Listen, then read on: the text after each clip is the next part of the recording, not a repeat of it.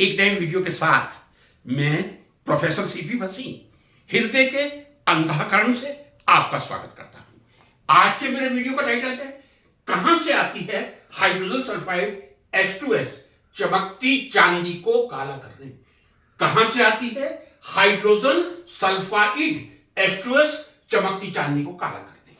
एक वीडियो मैंने कुछ दिनों पहले अपने चैनल पे अपलोड किया था। क्यों आपकी चमकती चांदी जब आप पहनते हैं कुछ ही महीनों में काली हो जाती है, और मैंने पूर्ण आत्मविश्वास के साथ यह बात कही थी कि यह आप जान लें, उस चांदी के काला होने का कारण सिल्वर ऑक्साइड नहीं है जो अक्सर हम मान के चलते हैं, क्योंकि रिएक्शन फेवरेबल नहीं है सिल्वर और ऑक्सीजन की। जो गिब्स फ्री एनर्जी है -11 किलो जूल पर मोल है। सल्फर से सिल्वर की एफिनिटी, सिल्वर से सल्फर की एफिनिटी ऑक्सीजन की तुलना में बहुत अधिक है, और Gibbs free energy -40 kilo joule per mole है। इसलिए चांदी का काला होना कभी भी सिल्वर ऑक्साइड बनने के कारण नहीं, सिल्वर सल्फाइड बनने के कारण होगा। अब मेरे कुछ स्टूडेंट्स का फोन आया था, and I am really grateful to those student कि सर ये हाइड्रोजन सल्फाइड आती कहां से है। बहुत अच्छा प्रश्न था। एज ए टीचर जितना मुझे मालूम था, सही ज्ञान था, उस समय मैंने उनको उत्तर देने का प्रयास किया था।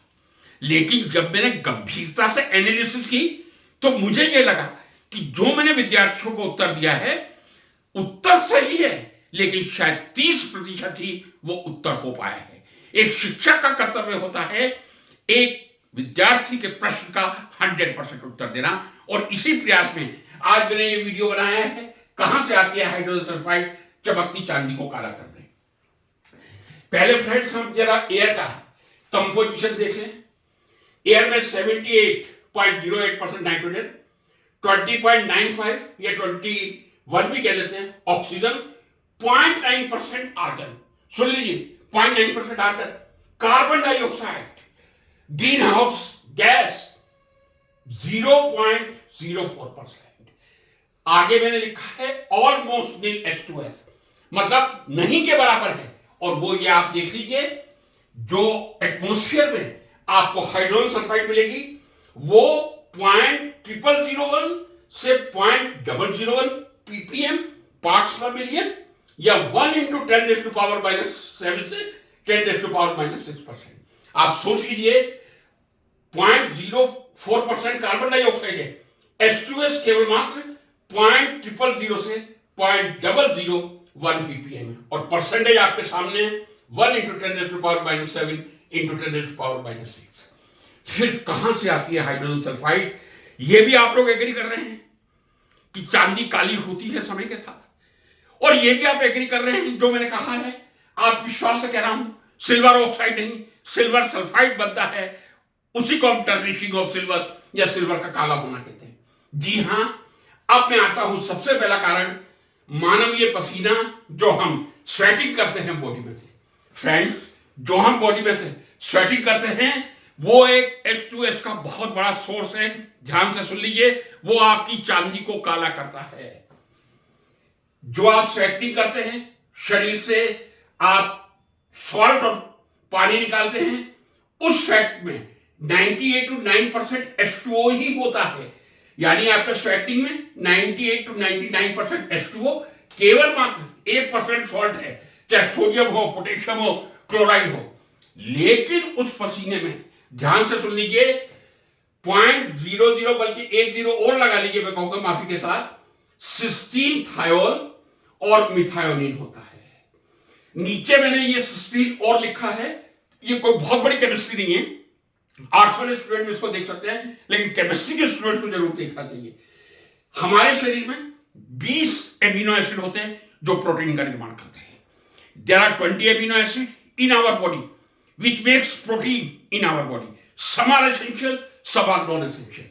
लेकिन उनमें से 3 ऐसे मैं कह सकता हूं प्रोटीन हैं जिनमें सल्फर प्रेजेंट होता है। जी हां, 3 ऐसे 20 में से प्रोटीन हैं जिनमें सल्फर प्रेजेंट होता है। सिस्टीन, थायोल, इसमें थायोल ग्रुप होता है, एसएच ग्रुप होता है। मिथायोनिन, एस मिथाइल ग्रुप होता है, और नीचे सिस्टीन ऊपर वाला सिस्टीन है CYSTEINE, नीचे वाला है CYSTINE। यानी दो यदि सिस्टीन थायोल मॉलिक्यूल आपस में जुड़ेंगे, H2 का मॉलिक्यूल एलिमिनेट हो जाएगा और ये सिस्टीन बन जाएगी। अब मेरी बात ध्यान से सुन लीजिए, आपके पसीने में जो प्रेजेंट होता है यह सिस्टीन होता है, मिथायोनिन होता है। सिस्टीन कभी बॉडी में से बाहर नहीं निकलता। तो दो जो सल्फर युक्त एमिनो एसिड आपकी बॉडी में से बाहर निकलते हैं, सिस्टीन थायोल और मिथायोनिन, वो आपके शरीर की चांदी को काला करते हैं। यस, ये सिस्टीन, इसमें दो ही नहीं कई सारे सल्फर सल्फर बॉन्ड्स होते हैं जो एमएससी केमिस्ट्री स्टूडेंट्स वो जानते हैं। और यही इतना हार्ड प्रोटीन होता है जो हमारे नेल्स को, हमारे हेयर को, खासकर नेल्स को इतना strong. What is present in your hairs and nails? That is keratin, and keratin is made of cysteine. अब मैं कह रहा हूं, आपकी बॉडी से जो पसीना निकल रहा है वो H2S नहीं है, वो ये सिस्टीन है और मिथायोनिन है। लेकिन आपकी बॉडी पे जो दो बैक्टीरिया प्रेजेंट होते हैं, वन इज डीसल्फोविब्रियो, डीसल्फोविब्रियो, अनदर इज डीसल्फेटोमैकुलम। डीसल्फोविब्रियो, डीसल्फेटोमैकुलम, ये दो वायरस ऐसे हैं जो सिस्टीन और मिथायोनिन को डिग्रेड करके हाइड्रोजन सल्फाइड का निर्माण करते हैं। जितना आपके शरीर में पसीना, स्वेटिंग ज्यादा होगा, ज्यादा सिस्टीन और मिथायोनिन निकलेगी, ज्यादा H2S बनेगी, आपकी चांदी जल्दी काली होगी। फिर मैं कह रहा हूं, जिन लोगों को स्वेटिंग ज्यादा होता है उनके शरीर पर जो भी चांदी, चाहे पैरों में आपने एंकलेट पायजेब पहनी है या हाथों में कड़े पहने, हमारे देश में कई ऐसे भाग हैं जहां 1-1 किलो के कड़े हाथ में और 1-1 किलो के कड़े एंकलेट उनको कहेंगे पैरों में पहने जाते हैं। तो friends, this is the reason cysteine, thiol and methionine, when they come out from the body through sweating, desulfovibrio and desulfatomaculum virus इनको डिकम्पोज करके हाइड्रोजन सल्फाइड का निर्माण करते हैं जो आपकी चांदी को काला करता है। इसके साथ ही स्वेटिंग में कई दूसरे वोलेटाइल कंपाउंड भी होते हैं, जैसे dimethyl थायोएथर CH3CH3, methane thiol CH3SH। लेकिन ये वोलेटाइल होते हैं, वोलेटाइल होने का मतलब तुरंत शरीर से उड़ जाएंगे। हाइड्रोजन सल्फाइड का निर्माण जो आपकी स्किन पर स्वेटिंग से हो रहा है, वो दो बैक्टीरिया डीसल्फोविब्रियो एंड डीसल्फेटोमैकुलम इस मिथायोनिन और सिस्टीन थायोल को डिग्रेड करके हाइड्रोजन सल्फाइड बनाते हैं जो आपकी चांदी को काला कर देता है। रोटन एग्स, जो फ्रेश एग होगा उसमें बिल्कुल हाइड्रोजन सल्फाइड नहीं होगी। जो सड़ा हुआ अंडा होगा, रोटन एग होगा, हालांकि ये मात्रा आपको बहुत कम लग रही होगी, 0 to 5 ppm, लेकिन जरा ये मात्रा देख लीजिए, आपको मालूम पड़ जाएगा। एक मैं विद्यार्थियों के लिए और सुविधाजनक बता दूं, याद रख लीजिए 1% इज इक्वल टू 10,000 ppm, यानी 10,000 ppm 1% या 1% इज इक्वल टू 10,000 ppm। ये विद्यार्थी याद रख लें, आसानी रहेगी समझने में। रोटन एग्स, यहां से H2S आती है। एक बात मैं कहना भूल गया, आपके शरीर से जो पसीना निकलता है, यदि आप प्याज और लहसुन का सेवन, garlic and onion, you are habitual, you are addict of that, आपके शरीर में जो स्वेटिंग होगा उसमें निकलने वाली सिस्टीन थायोल और मिथायोनिन की मात्रा बढ़ेगी, क्योंकि ये सल्फर कंपाउंड गार्लिक और अनियन में प्रेजेंट होते हैं। और खासकर ये वोलेटाइल ऑर्गेनिक कंपाउंड जो हैं, प्याज लहसुन खाने वाले व्यक्तियों में जो पसीना आएगा, उनके पसीने की दुर्गंध, बैड स्मेल ज्यादा होगी, क्योंकि उनके शरीर से प्याज में जो सल्फर कंपाउंड पाए जाते हैं वो डाइमिथाइल सल्फाइड या मीथेन थायोल वोलेटाइल कंपाउंड के रूप में निकलेंगे। दूसरा मैंने आपको रोटन है, सड़ा हुआ है, आपको स्मेल से मालूम पड़ जाता है 0 to 5 ppm H2S प्रेजेंट होती है। अब मेरे से स्टूडेंट ने एक क्वेश्चन किया था, सर हम गांव में रहते हैं, बहुत शुद्ध वातावरण है, लेकिन फिर भी चांदी काली हो जाती है। Wonderful question. यदि कोई शिक्षक को जीवित रखता है, उसके विद्यार्थी जीवित रखते हैं। आज ये जो वीडियो बना है, इसका श्रेय सीपी भसीन जैसे नादान को नहीं, उसके विद्यार्थियों को जाता है। कारण यह है फ्रेंड्स, गांव में आप जब पशुधन रखते हैं, मैन्योर जो डंग निकलता है, गोबर गैस निकलती है, उसके एनारोबिक, ऑक्सीडेशन से H2S का निर्माण होता है। जितना प्रशोधन ज्यादा होगा, डंग ज्यादा निकलेगा, गोबर ज्यादा निकलेगा, मैन्योर ज्यादा निकलेगा, और एनारोबिक ऑक्सीडेशन से ज्यादा H2S निकलेगी। अब आप देख लीजिए, जो मैन्योर या डंग है, इससे जो बनने वाली बायोगैस है 60% मीथेन है, 30% CO2 है, बाकी 0.3% 3000 ppm very high concentration in the dung which is present due to anaerobic oxidation। तो याद रख लीजिए, विलेज में जो मेन कारण है, यदि कोई बिल्कुल जैन भोजन लेता है, प्याज लहसुन नहीं खाता, पसीना थोड़ा सा स्वच्छ हो सकता है, लेकिन जो मैन्योर डंग है उससे जो केवल मात्र 0.3% या 3000 ppm H2S निकलती है, वो आपकी चांदी को काला करती है। मैंने उस दिन एक बात आपके विश्वास से कही थी, जो लोग समुद्री किनारे पे रहते हैं, सी कोस्टल एरिया में हैं, उनकी भी चांदी बहुत ज्यादा काली होगी। क्यों? क्योंकि जो कोस्टल एरिया है, जो ओशन सेडिमेंट्स है, वहां भी ये एनएरोबिक बैक्टीरिया बहुत प्रेजेंट होते हैं, जो एनारोबिक ऑक्सीडेशन से, किसके ऑक्सीडेशन से? ऑर्गेनिक वेस्ट के ऑक्सीडेशन से H2S का निर्माण करेंगे, वो आपकी चांदी को काला कर देगी। माइनिंग, जहां कहीं माइनिंग होगी, खासकर झारखंड में, Dhanbad is a centre of coal, H2S ज्यादा निकलेगी।